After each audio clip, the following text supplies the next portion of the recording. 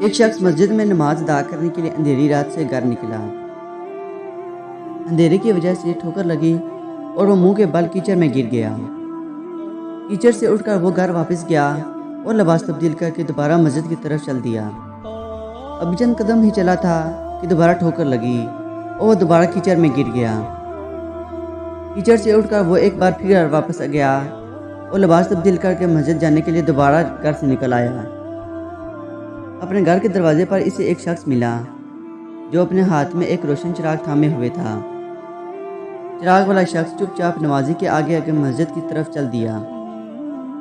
اس بار چراغ کی روشنی میں نمازی کو مسجد تک جانے میں کوئی دشواری کا سامنا نہ پڑا اور وہ بحیریت مسجد تک پہنچ گیا۔ مسجد کے دروازے پر پہنچ کر چراغ والا شخص رک گیا۔ نمازی اسے وہیں چھوڑ کر مسجد میں داخل ہو گیا اور نماز ادا کرنے لگا۔ نماز سے فارغ ہو کر وہ مسجد سے باہر آیا تو اس نے دیکھا کہ چراغ والا شخص اس کا منتظر ہے تاکہ اسے دوبارہ چراغ کی روشنی میں گھر تک پہنچا دے۔ جب نمازی گھر پہنچ گیا تو نمازی نے اس اجنبی سے پوچھا کہ آپ کون ہیں؟ اجنبی بولا کہ سچ بتاؤں تو میں ابلیس ہوں۔ نمازی کی حیرت کی انتہا نہ رہی۔ اس نے پوچھا کہ تجھے تو میری نماز رہ جانے پر خوشی ہونا چاہیے تھا،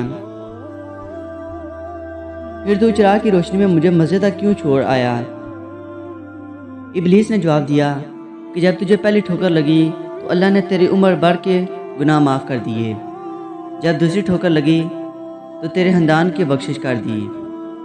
مجھے فکر ہوئی کہ اب اگر تو ٹھوکر کھا کر گرا تو کہیں اللہ تیرے پورے گاؤں والوں کی مغفرت نہ فرما دے، اس لیے چراغ لے کر آیا ہوں کہ تو بغیر گرے مسجد تک پہنچ جائے۔